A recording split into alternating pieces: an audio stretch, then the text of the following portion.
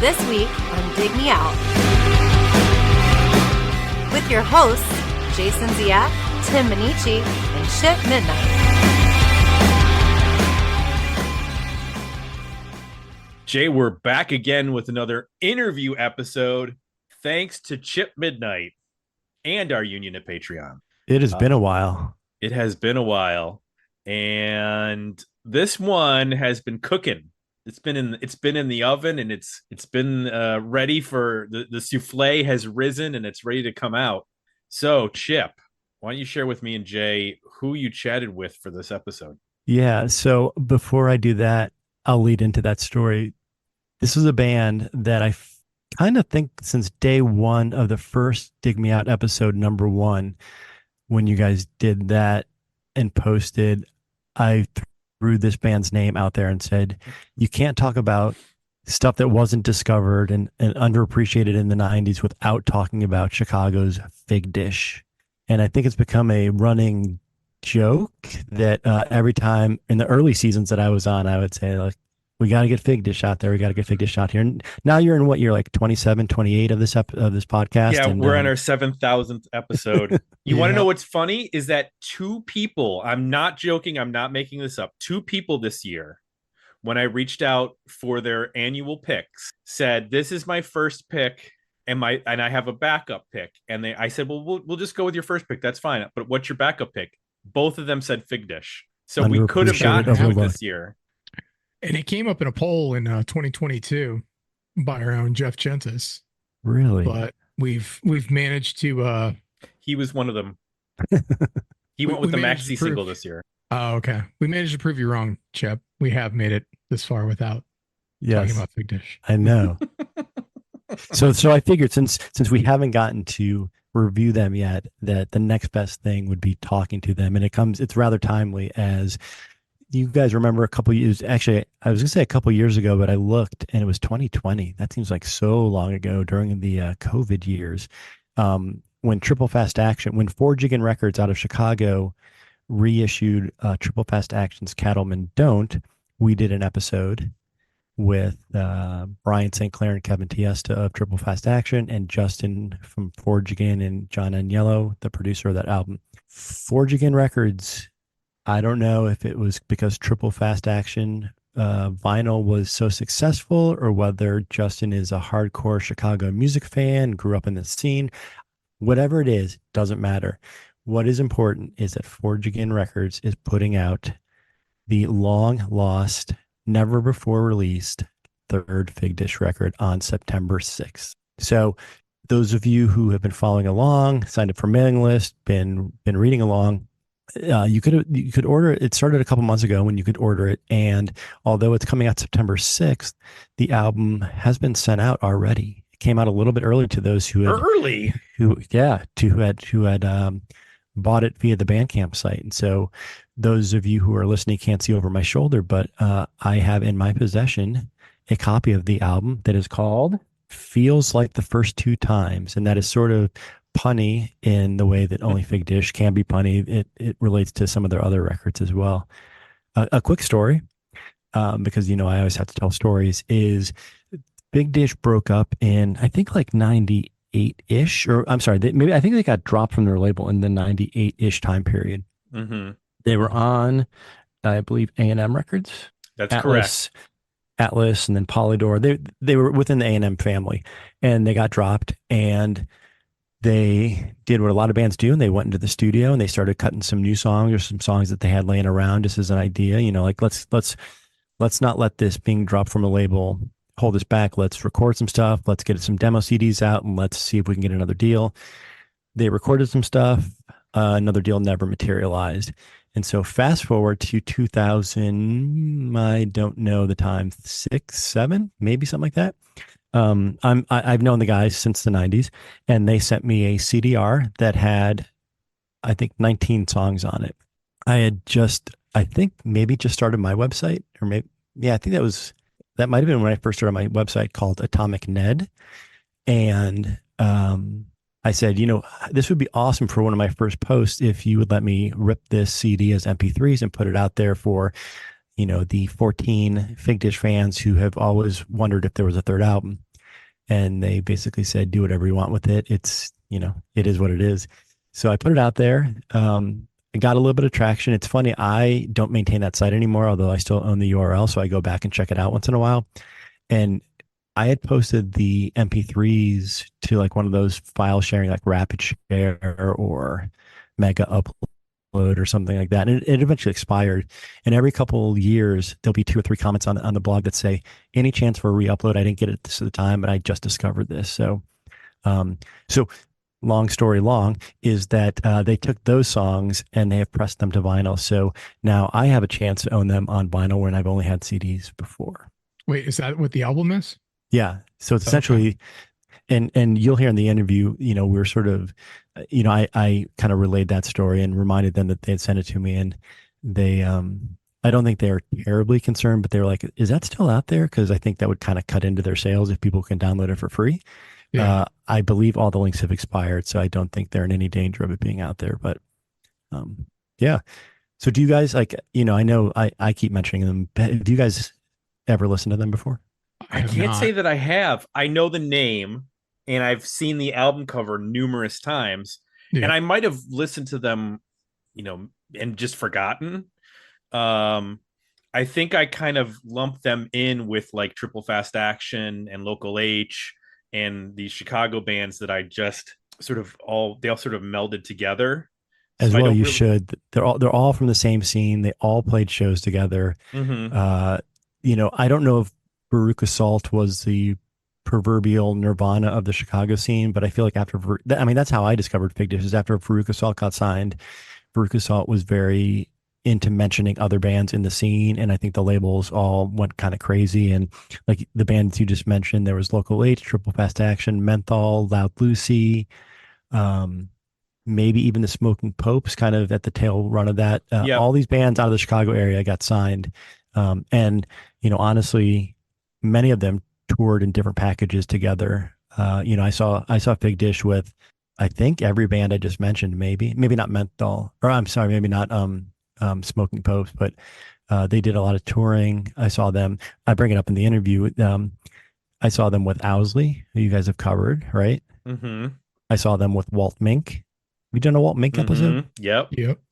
Pay attention to that story because, Blake. So I interviewed Blake Smith and Rick Ness, who are the 2 singer guitar players from that band. They're a unique band, and like similar to like a Veruca Salt in that they have 2 different voices, 2 different singers, and they kind of split the songwriting duties, and they sang the songs that they wrote. But it'll be interesting someday, maybe in the next 20 years, when you guys do get around to interviewing it, hearing your thoughts about having 2 different vocalists and whether, it still sounds like the same band or they sound different. But anyway, Blake tells a story that he says that he doesn't think he's ever told before, and it involves Walt Mink and Juliana Hatfield. So that is something to be on the lookout for. Okay. We've covered. I just want to say we've covered the band that Blake Smith was in after. Yes. Caviar. Yes, you have. We also covered something that in the early days of the internet was sort of a myth. Fig Dish actually released a record before their major label debut. It essentially was a demo that they had recorded, and it was something that got whispered about on the internet, and people said, this thing doesn't exist. And again, in the very early days of the internet, I was able to find a copy of it from some online record store with the fantastic album cover. This is Fig Dish Unleash the Kraken. Here's the back cover. It's definitely local. Wow. It's definitely local. Some handwriting for the song titles. They for years disavowed and basically said, we don't know what you're talking about. That's not, somebody made that up. That album doesn't exist. The album does exist, and I got a copy of it. And I remember seeing Local H and Triple Fast Action, and those guys who are friends with that band were not familiar. I mean, they had heard the story about this record, but they had never heard it. And I played it for them on the Local H tour bus at one point. And man, were cell phones around then? Or maybe they had a phone on the bus somehow. They ended up calling the guys from Fig Dish, and they're like, "Hey, guess what we're listening to?" And so now that the internet's you're not going to find this on Spotify, but somebody has ripped it and put it on YouTube. So if you do want to hear it, I will say that it does sound like a first album from a band still trying to figure their sound out. Yeah. And I brought it up in the interview and was pretty sure they were going to say, we don't know what you're talking about, but they actually did talk about it, which was pretty cool because I've never really heard them talk about it before. Nice. So yeah, You're like, look, dudes, I'm holding the CD right here. You can't deny it. So real quick before we cut to the interview, they did release 2 albums. They released That's What Love Songs Often Do in 1995. They did some touring. That's how I met them. I think they were doing some touring. I discovered them through Fig Dish, or through Veruca Salt. I interviewed Blake Smith. I have some really strong memories of interviewing him at a diner next door to Irving Plaza during the CMJ convention. And I remember that I ordered a Sprite and French fries for some reason. I don't remember why, but I interviewed him at the diner, and then they played that night at an A&M showcase with Monster Magnet, Paw, and a band called Slider, which Josh Freese was in. And then I saw them a bunch of times on this tour. And then a couple years later, they released When Shove Goes Back to Push, another little punny play on words, which why the unreleased album that's coming out now makes sense that they're, kind of having fun with the title. This episode is going to be coming out before the big event. They are reuniting and playing an album release show on September 6th at the G-Man Tavern in Chicago. That show sold out really, really fast. And so they ended up adding a second show in only the way Fig Dish would do something like this. Their second show is actually the day before. So their second reunion show is on September 5th at the G-Man Tavern, and that has sold out as well. You'll hear them say in this conversation that there will be some special guests and surprises, and that they're really treating it more like a chance to get together in a house party than it is like really a concert that they know that, they're just there to see some friends and have fun and that kind of thing. They, I don't know that the guys are kind of spread out. So I don't know that there's going to be more touring, but I think I wouldn't be surprised if there are Fig Dish shows in the future. Probably Chicago shows, probably nothing of hopping in a van, but I don't think this will be the last we hear of Fig Dish. Excellent. Well, let's get to your interview, Chip. All righty. And your discussion with who'd you talk to? Just finally, just Blake, or were there other people? No, it was Blake Smith and Rick Ness, and like I said, they both sang and played guitar in Fig Dish. The other 2 members of the band, so the reuniting band is the original members, bass player Mike Willison, and he did not join the conversation. And Blake, Mike, and Rick have been on all the records. The drummer for the first record, Andy Hamilton, left after the first record. The second record had a couple fill-in drummers. I think one of them Brian Nolan, who's went on to be in American Hi-Fi and Everclear. He might be on the second record. I think you're right, because on the Wikipedia page it mentions about the American Hi-Fi connection because of Stacey Jones. Yeah, they also had a drummer named Bill Swartz. Yeah, and Bill, and so when Fig Dish broke up, Bill and Rick went on and started a band called Ness, and Blake, and you said Blake and Mike started Caviar. And as again in the interview, you'll hear that there was no animosity. It was just they were just trying different things out. So got it. All right, let's go to the interview with Blake and Rick from Fig Dish. Thanks, Chip. Yep.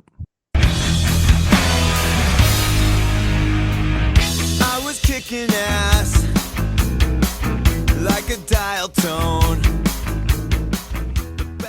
I want to talk a little bit about the past, present, future kind of things. And so let's talk about present. So without the Triple Fast reissue on Forge Again, would any of this be happening?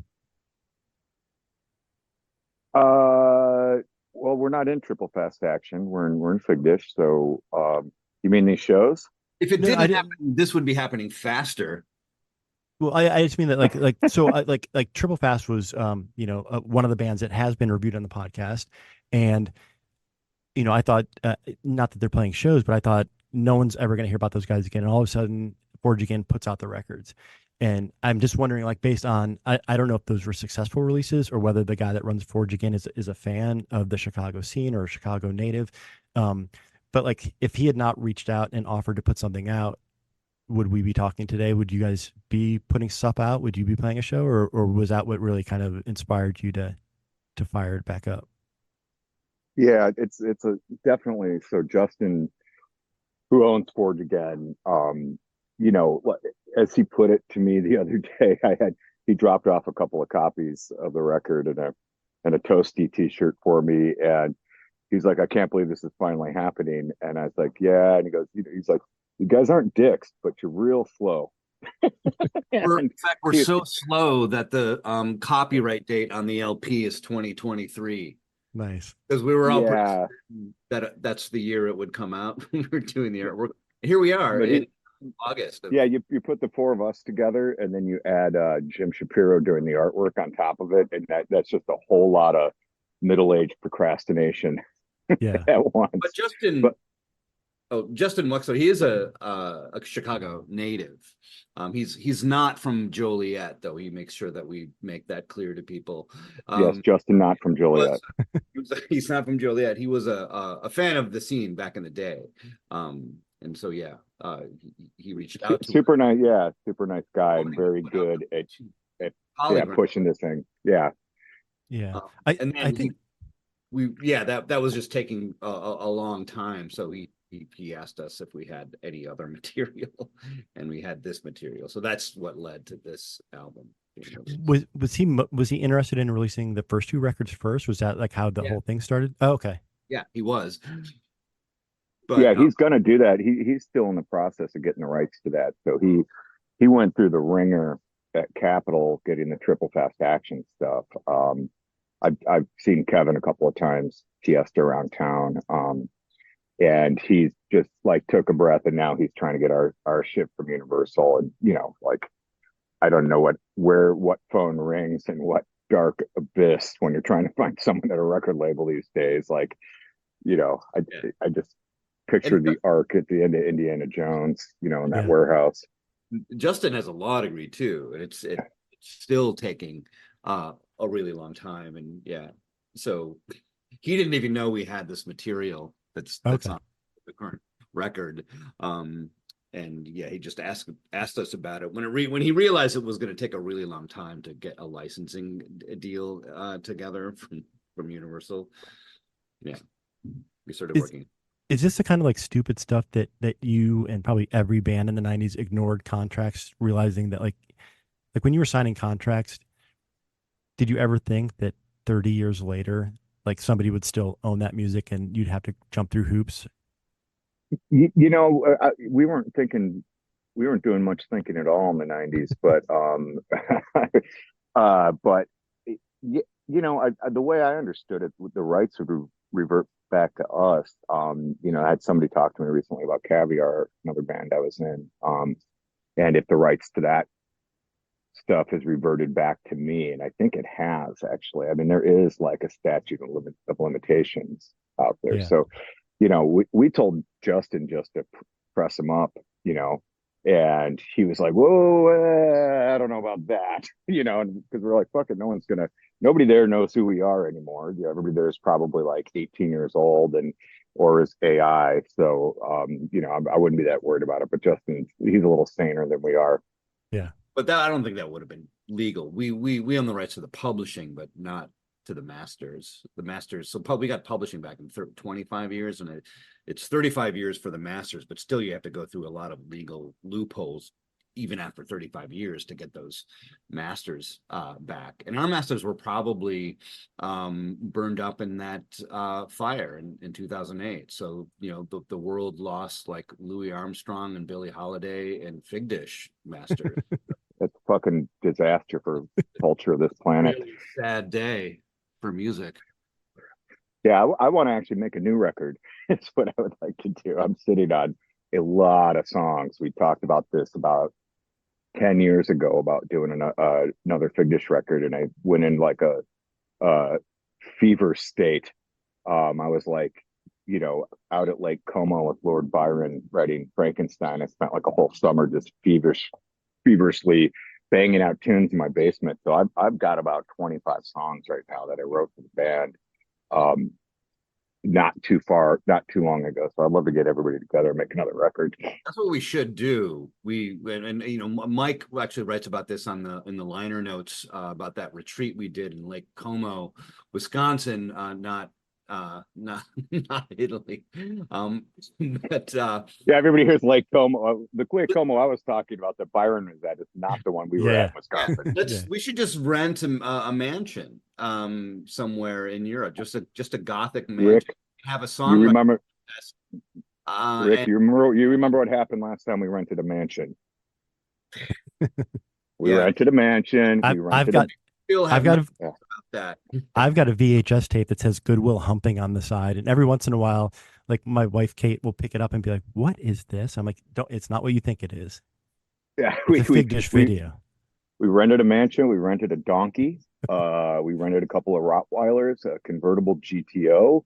What else did we rent that week? I mean, let's not rent a mansion. Let's get a nice, modest cottage somewhere on a nice Midwest lake, and we'll bang it out there. So here's a question: given that it's 2024, could you on a box? Could you on a box? Would you? You got all Seuss on us. I know. Would you consider recording individually? Like, do you guys know the Damwells? West discovered like their new record came out, and none of them for this new record ever sat in the same room. Would that work for you guys, or do you think would that magic be gone if you weren't in the same room? So like a postal service, they pulled that kind of moves. Yeah. I like being in the same room, and a lot of like like the rule of thumb with us is that whoever sings the song, wrote the song. But like I still remember working on Seeds, and what Rick brought into the warehouse we were rehearsing in, and what ended up on the record. There was a lot of input from the other three of us. Same with every song one of my songs. Right. Everybody just puts their. We would really wrestle ideas to the ground as a group. So I prefer not to work that way, honestly. The first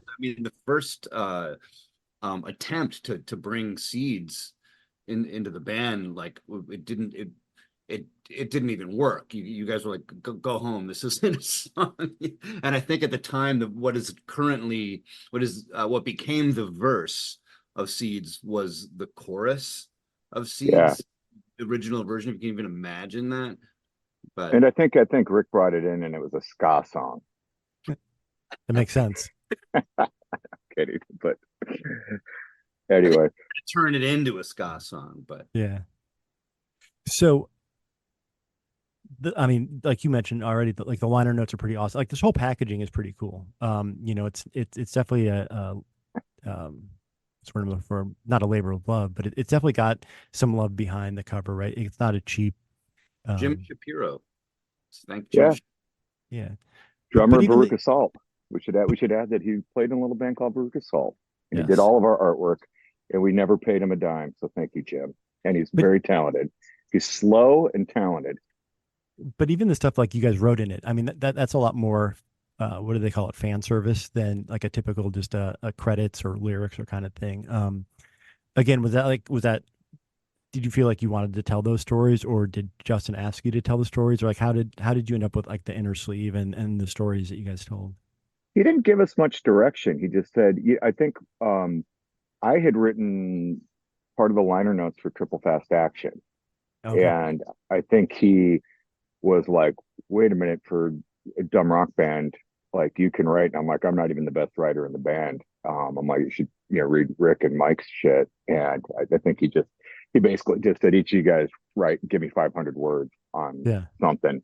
And so there really isn't, that's why we jump around historically. It's more like episodic. It's more Dickensian, if you will. It's more like Fielding than it is like a typical rock liner notes. Yes. Yeah. Think of them as just installments. In a larger story. Yes. But we want to explain a bit how the album. I mean, a lot of it is kind of explaining kind of the beginning of the end of the band. So it kind of starts with Mike and goes to Blake, and then ends with me, and then we're just sort of explaining how this LP came into existence. So we wanted to give some context for people as well. Yeah. But with funny stories mixed in. Yes. We should have gotten Hamilton to do some, because the three of us wrote a piece, but Andy didn't write. But he's This would have been something. All I could say. So I don't know if you guys remember this. I mean, one of you sent me essentially the stuff that became on here, right? And I had the CD and I put it out on my website. One of you said, go ahead and throw it out on the website. And like even up until 2 years ago, 3 years ago, people stumble across that and ask me to re-upload it. So while this might not sell 100,000 copies, I think your fans are pretty passionate and interested in stuff that they haven't heard. I went back and looked just before we started this call, and I think there's like 40, 50 comments on that post. And like I uploaded it to a site in whenever you sent, like 2007. That's still us. The link, I mean, it was on one of those, whatever file sharing was in 2007, like a mega upload or rapid share site. It's long been gone. Are we on LimeWire? I don't know, but it's long been gone. But people continuously ask for a re-upload, which I think is kind of cool, right? I mean, it's cool to discover this band that you love that you feel like nobody knew about, and there's more stuff out there. I mean, most bands, right, put out everything they've got, and that's the end. Yeah, I mean, I'm trying to get my head around if it's technically leaking if you put it out 2 decades before the official release. Is that even technically a leak, Chip? Well, like I said, I mean, it's not out there anymore, but I think somebody did put it up on YouTube, right? They put some of the songs, or maybe put the whole thing on YouTube. But we'll start suing them. But yes, yeah. But we are of that age that everything's reversed, right? Being able to, like I said, I have a burned CD from you, and I turned it in MP3. But being able to hold that copy, like that's the first Fig Dish vinyl I've ever held, which is awesome.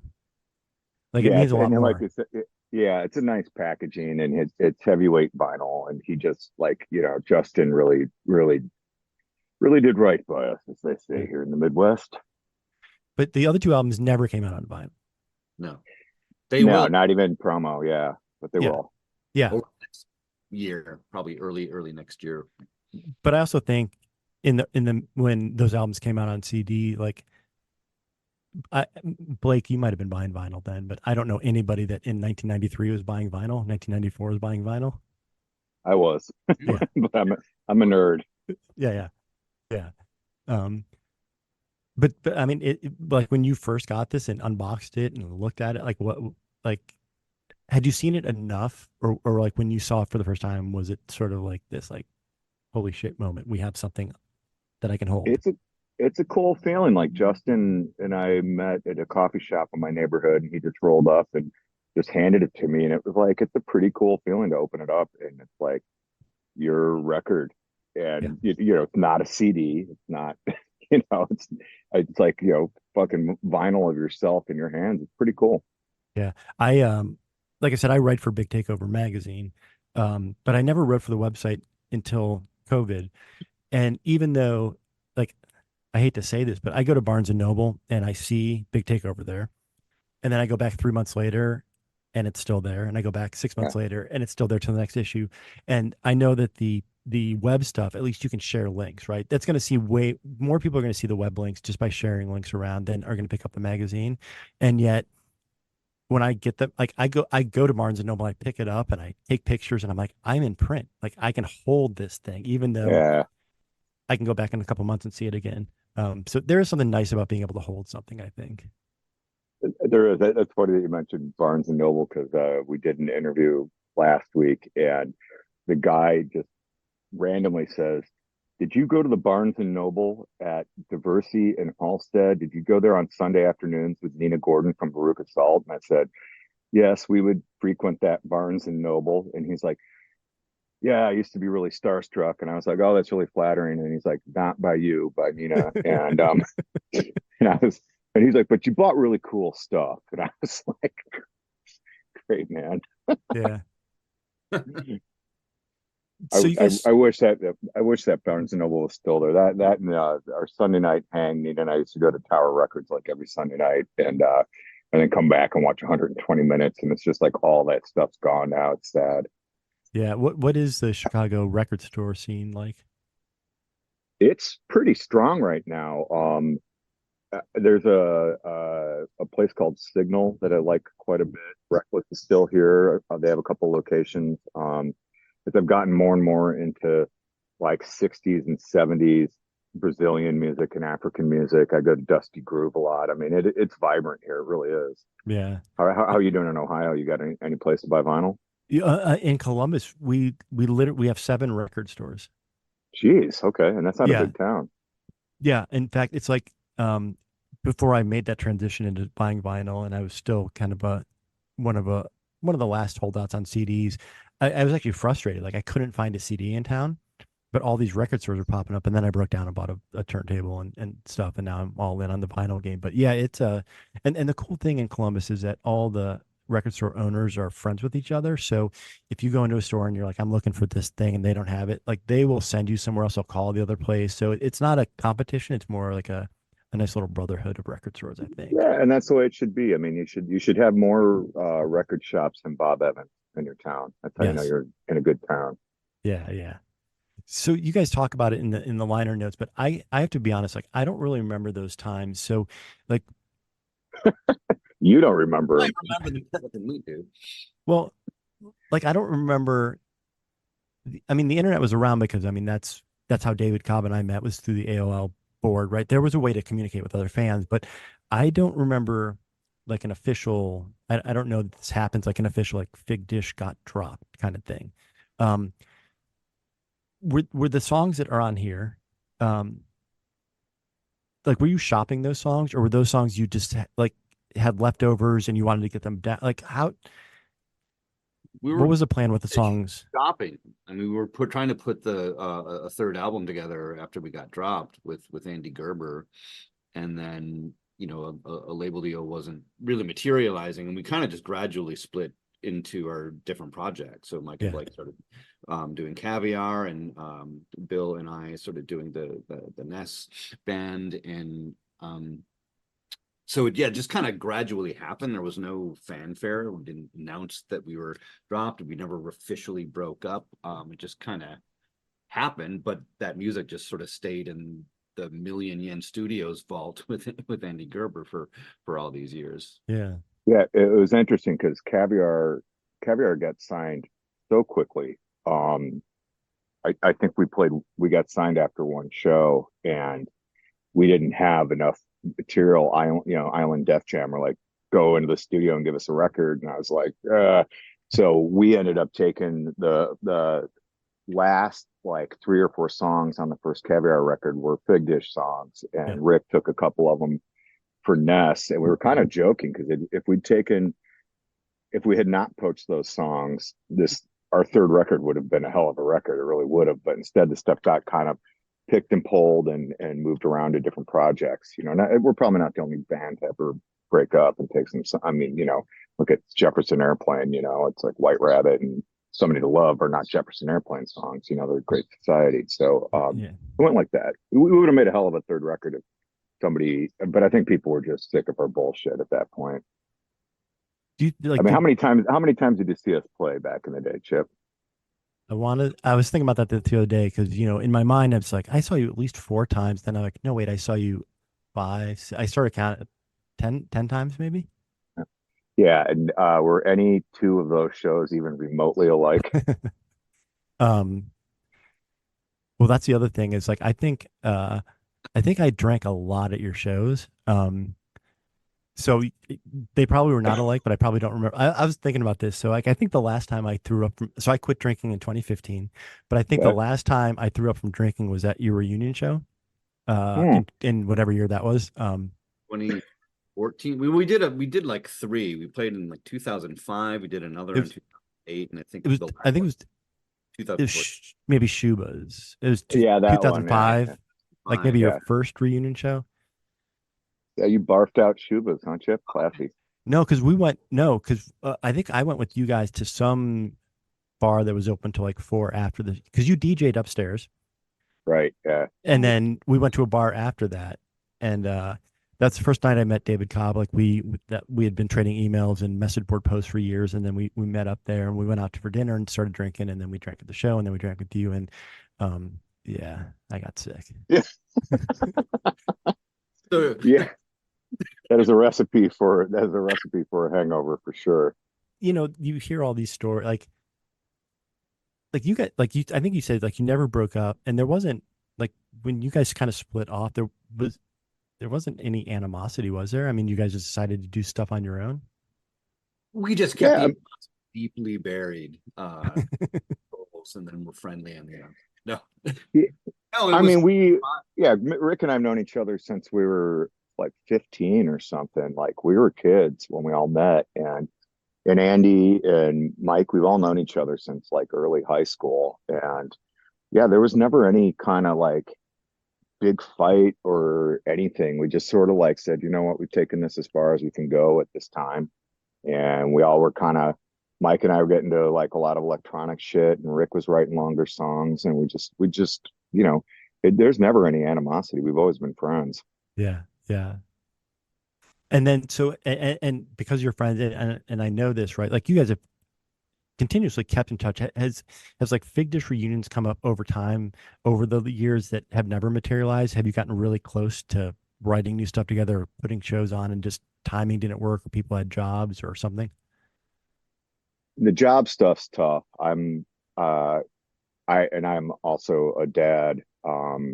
Rick and Mike don't have like kids, but I do. And that, as you know, being a parentship like that, it's time consuming, and it makes scheduling things, somewhat difficult. So, Yeah. we've been always talked about it. I mean, I played in Caviar, I played in Forgotten Species after that, and neither band were as much fun as playing in Fig Dish. I mean, there's just something, like what, Nina Gordon used to say is like, you guys are more like a gang than a band. And, I was like that about us. Oh, hang on. What'd you say, Rick? Sorry. oh, just and she wasn't the only person who said that. Yeah. Okay. So like, Blake, you did Figure Eights a year, 2, 3, something like that ago. And Uh-huh. you guys both and Mike did Scott's podcast. How does Andy play into all this? He's like the mysterious Hamilton? guy that, yeah, I mean, like he's like, I haven't heard him do any podcast. I like, to be honest, I shouldn't say this, but like I sort of forgot about Andy, right? Like, cause he's not out repping Fig Dish these days. Rick, you want to handle this? Well, well, Andy is he's a bit mysterious, but he's just been super busy. Yeah. He hasn't been very available. I'll tell you everything you need to know about Andy. There was a time where I was at a party in Colorado. I was in Boulder, Colorado, and I'm on the balcony, and there's a keg, and there's all these very attractive University of Colorado students around me, and Andy is running up a hill in front of the street that it was on, with a plate of spaghetti, like not a takeout plate, just a porcelain plate of spaghetti. And I go, Andy, come on up, man. There's a party up here. Come on. And all these girls are like, Andy, come on up, everything. And he just stops, looks at us, and says, I have pasta, and just ran up the hill and didn't come to the party. And so like that's about all you need to know about Andy is he's a drummer, and we treat him like that. He's a great drummer. Good guy. And like, no, didn't have to do any coercion to get him to do the show. Like he's all in. I mean, yeah, he has been. I mean, he like he's played all of the reunion shows. Yeah, it'll be, he's got the hardest job in the band. And I was talking to somebody that went and saw Super Drag. They did a couple shows here like last week, and they said it was. I'm like, how was it? Because I like Super Drag were good back in the day. They wrote some good songs, and the guy said I could tell the drummer was struggling. He got through the shows, but he was struggling. And I'm just like, we got high hopes for Andy, but like, as I'm relearning these songs, I was sitting there last night, with my guitar, and I was listening to this stuff, just going like, why are these all so fast? Like, what? Where did we need to get to in such a hurry? Yeah. So he's got the hardest job physically. And I remember I have a CD of some, I can't remember which songs they are from the first record though, demo versions that were God, what song is it? Is it Roll Over? Like one of the songs, the demo was a lot faster than the recorded version. Yeah, people were always telling us to slow down. I think there's an early version of Nimble that's really fast. There's Rollover, which is just the 7-inch version of that. Oh yeah. Was just absolutely blazing. It was practically hardcore. And we Rick's like, I don't know if I want to play that one because he's got that, the right hand down chug, notes. And I mean, that thing moves. That's like 170 beats per minute. Can you do that, Rick? Are you going to be able to play that? If I get a wrist surgery, I might be able to. You got what, 8 days, 9 days? Get your shit together? Yeah. Get it together, buddy. But the fast stuff, I mean, sometimes it was the reverse, that the demo of Seeds was really slow. Was and it? I remember, and I remember going into the studio with Lou Giordano for the first record. He said, you got to speed this up. Yeah. So the guy who produced Husker Du. Yeah. I figured, okay, he's produced Husker Du. Yeah. Cool. No, not surprised he wanted us to pick it up a notch. Now Lou was a great guy and really was, out of the two records, I like the record he did. Sounds a lot better, I think, than the second one. Sorry. Along those same lines though, like looking back, is there anything that you would have changed? Like when you listen to those. Oh really? Where could I don't even know where to start. I think the second record, the first record, we were rehearsed. We were working with Lou, who we really loved. The second record, we were in turmoil, depressed, hey, here's a good idea. Let's go make a record in King of Prussia, Pennsylvania in January. Like, yay. I just remember one day I got up and we were just eating like cheese steaks and drinking Yingling all day and just feeling gross. And I got up, I'm like, I'm going to go for a run. And I ran down, there was a jogging path along the Schuylkill River, which the name of that river should have told me something right there. And I got attacked by fucking geese, like absolutely had the shit kicked out of me by a bunch of Philadelphia geese. Like even the geese suck in Philly. That just wasn't a fun record to make, and we didn't totally see eye to eye with the producer. And I would have done that second record way differently. Fewer geese, fewer cheesesteaks, different producer. Yeah. Remind me, you guys did that tour with, was it like Letters to Cleo, Sponge, and Ned's Atomic Dustbin? Yes. Was that first? was that first album or second album that you did that tour? First album. That was our first like real tour, actually. Okay. I did not see you on that one. But I remember, Blake, you telling me, I think, that, like I said, like I can't remember what I had for lunch yesterday, but for some reason I remember having a conversation with you at some point 30 years ago where you told me something like that the singer from Sponge, Vinny, like that he had like a kid that he brought on tour, but like he was sort of in the press, maybe not necessarily saying that he was older and had kids kind of thing. Yeah, he was very sensitive about his age. It's funny because it's a 4-band tour. That tour was like 5 weeks. That's a long time. We were the only band in a van. So like they all had bus drivers in beds and would show up all well rested, and we'd have like flies buzzing around our head, like half a Subway sandwich, in our Gap pocket tee. And but we hit it off, really well with Letters to Cleo. They were, very, very cool to hang out with. The Ned's Atomic Dustbin, those guys were a trip, man.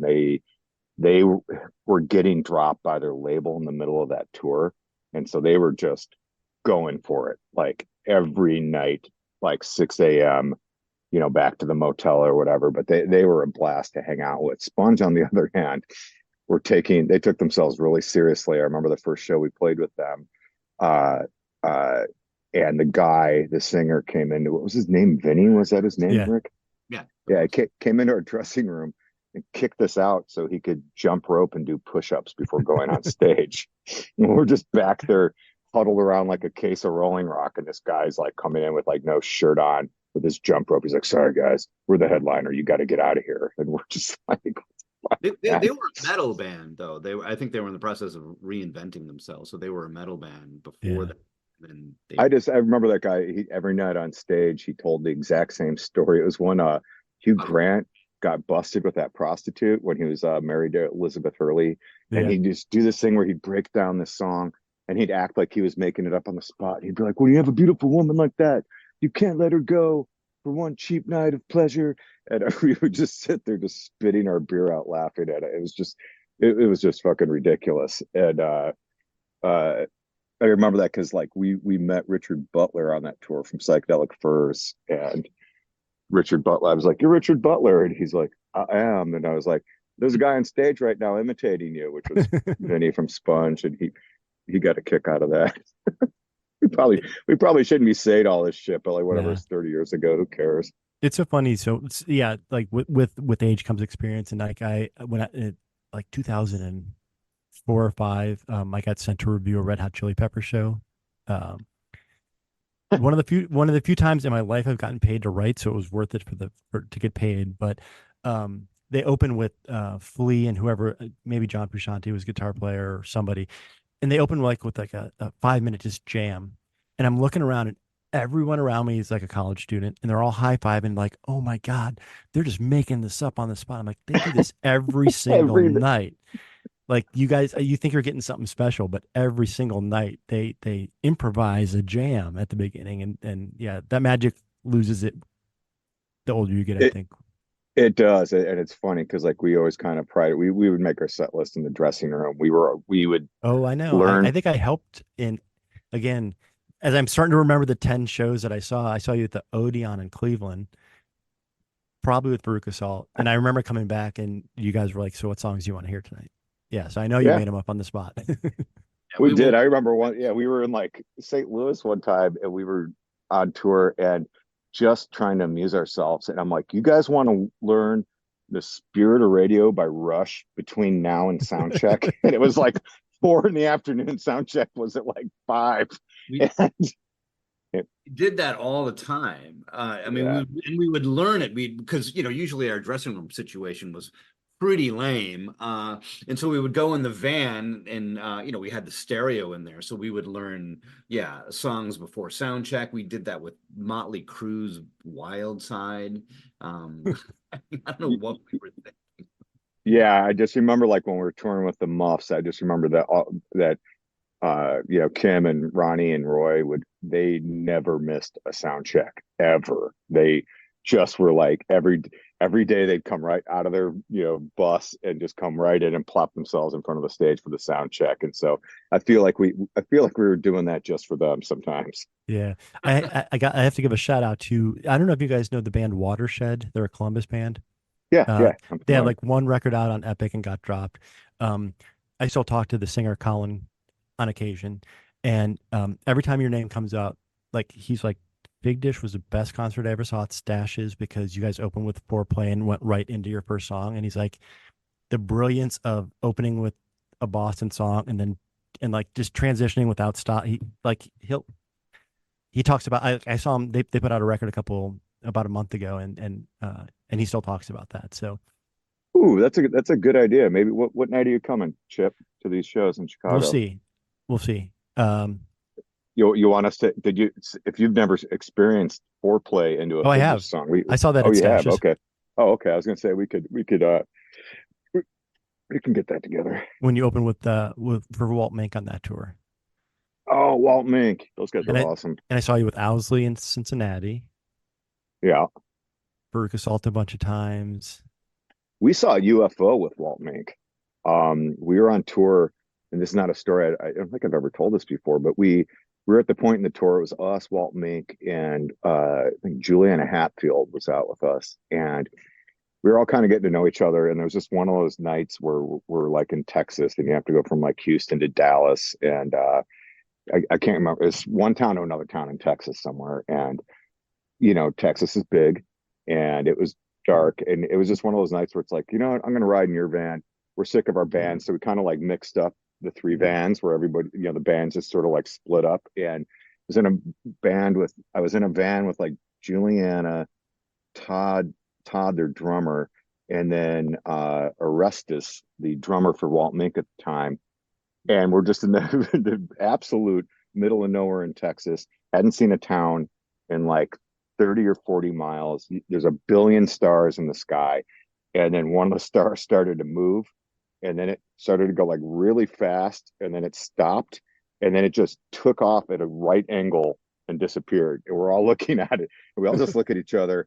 And I just remember there was like a pause, and then Juliana goes, "No one's ever going to believe us." I think it's a stealth bomber prototype from Area 51 is what you were saying.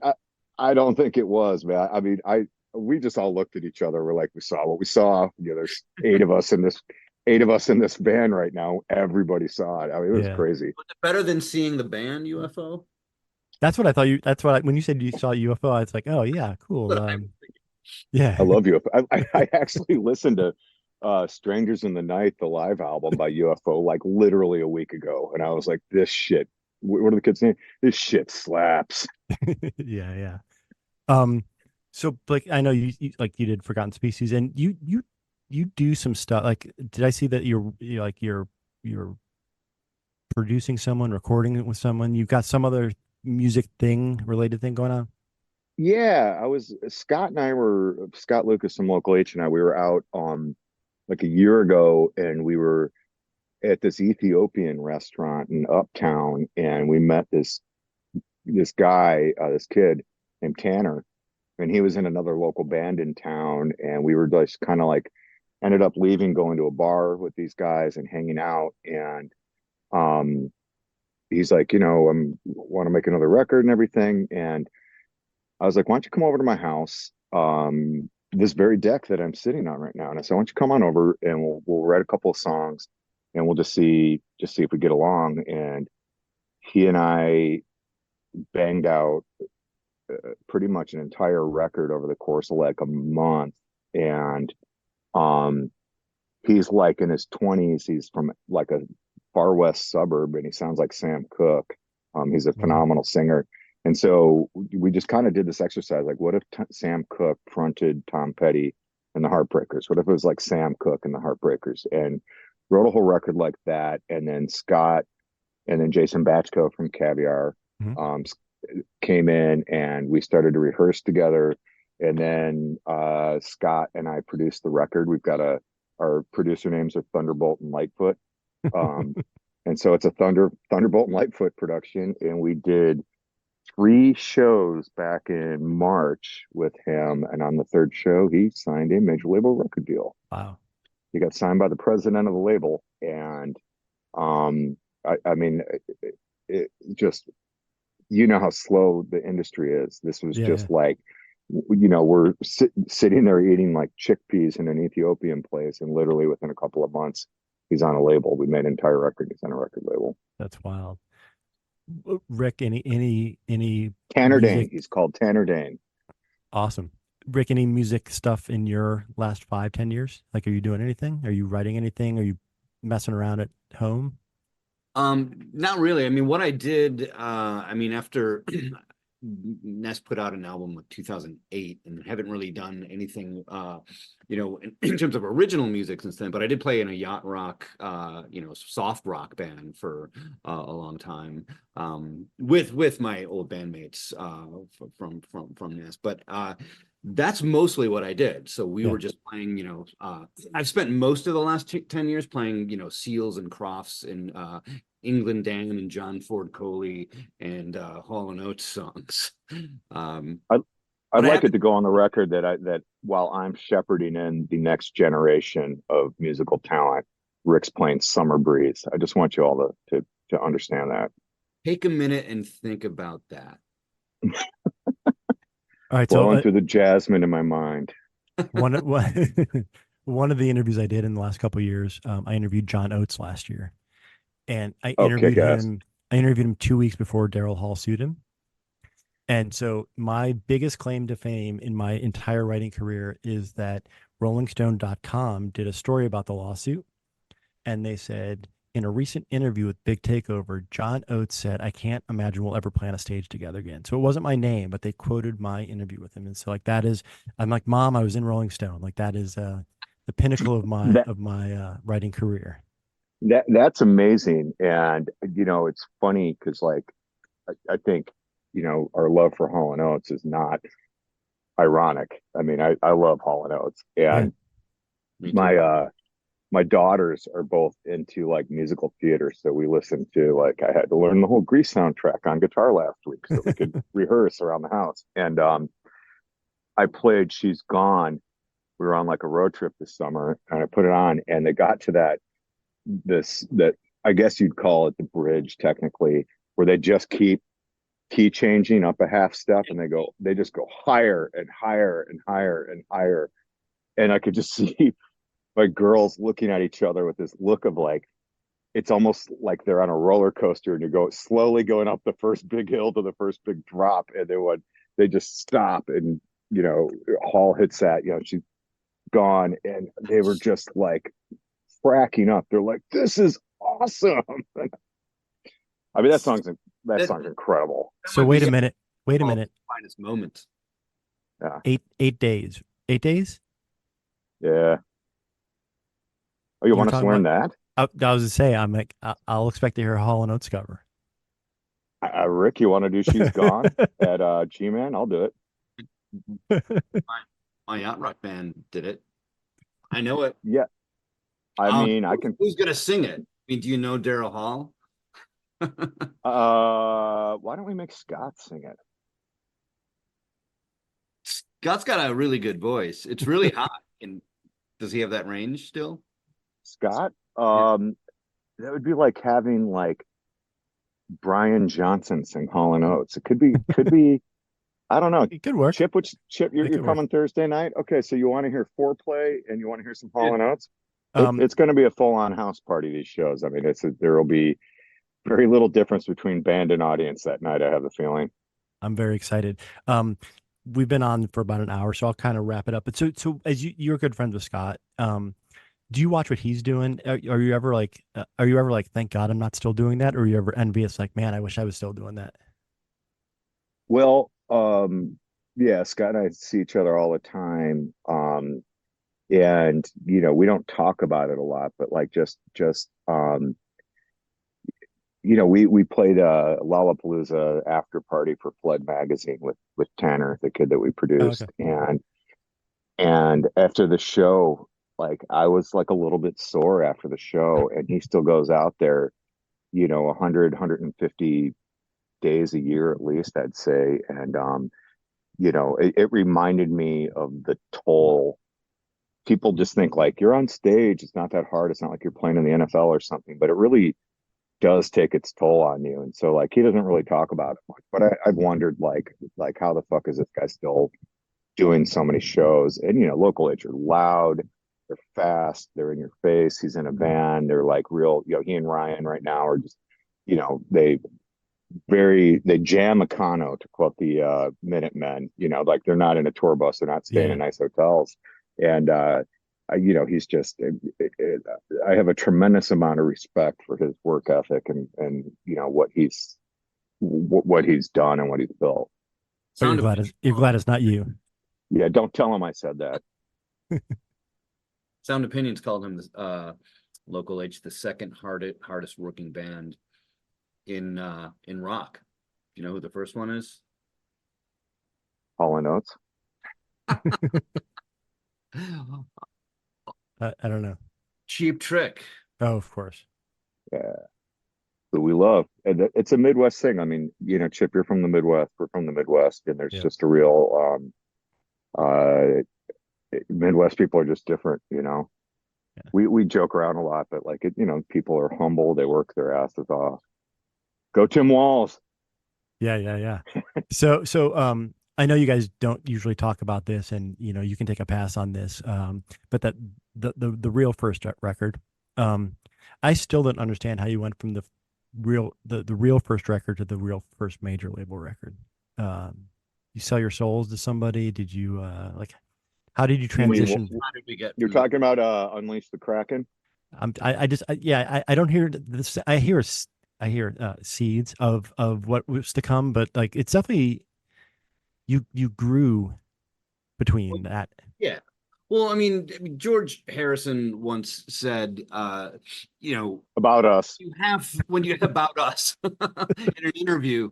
No, I mean, when you start writing songs, you have to write like 7 bad songs and get them out of your system, before you start writing good songs. And I think that album was just us getting our bad songs out of our system. And really it was meant to be a demo, and I think we saw, it took like $200 to put out, like, I don't know, 500, like to make 500 demo tapes. And there was this record pressing plant in Indianapolis that had a deal where you could press CDs for $300, and we were like, "Oh, hey, well, why don't we just do that? It'll be a CD. We can actually have a CD." We didn't know what we were doing. So it's just really mediocre music, and us just trying to find our sea legs. Well, yeah, but to our Rick, to our credit, like George Harrison said, you have to write 7 bad songs before you write your first good song. We had a work ethic. We wrote like 30 bad songs before we wrote a good song. So I mean, give us credit, buddy. Yeah. Good point. Yeah, George Harrison was in the Beatles, so he only had to write 7. Yeah. Okay, so first 2 records on vinyl, maybe early 2025-ish. Yeah, we hope so. Yeah. I think so. We haven't set an exact date, but I think Justin was aiming for kind of early winter of 2025. If this stuff goes swimmingly well, as they will, because they're both sold out, would this become a more frequent thing? Live shows? We haven't talked about it. Let's see if we self-destruct on stage, which we've been known to do. But if these shows go reasonably well, I for one would love to keep playing. I mean, it's just, I grew up with these guys. We live in different states. It's a great excuse. It's the reason we started the band, was to hang out, drink beer, and talk about other people's music. Yeah. And then the next step would be maybe a new Fig Dish original record at some point. Yeah. After the 2 Polygram reissues come out. Love it. That's exciting. I mean, one of us is going to die first someday, and it won't be like too far away. So, we might as well get one more record out. Yeah. We're all going to die at the same time.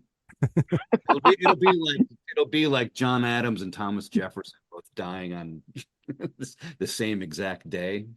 Again, Chip, which show are you going to? We're planning on all dying at one of them. I still got to figure it out. I'm definitely, like I said, I got a ticket for Friday. I'm going to see, we'll see if I can switch that around. But it's exciting, right? I mean, you said like it's going to be more of a party thing, but it's got to be exciting that you sold out 2 nights, right? I mean, that's got to give you a little bit of like, we meant something to people at some point and they want to hear it again. It's a small club. I think they asked us, they're like, how many shows do you after the second show sold out in under an hour, they're like, seriously, how many shows do you guys want to do? But like, say, people have to get back to their jobs and their various states and everything. We could have done like a week of this. And then I would have woken up on a Monday morning feeling like Scott Lucas. But yeah, I mean, this is fun and it's exciting, and it's gonna be a bit of a scene reunion. I know of some special guests that are coming to town, and there might be some surprises on the stage. Thursday or Friday or both.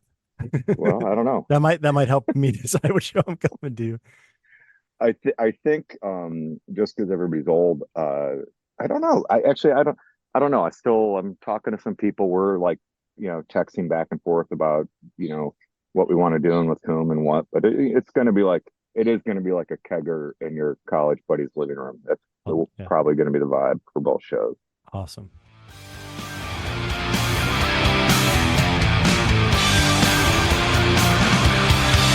There you have it, the first Fig Dish appearance on the podcast.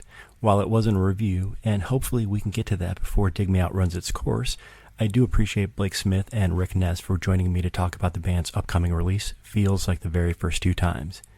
If you want to own a vinyl copy for yourself, head to forgeagainrecords.bandcamp.com. And if you'd like to support the Dig Me Out podcast by becoming a monthly subscriber with benefits, visit patreon.com/digmeout.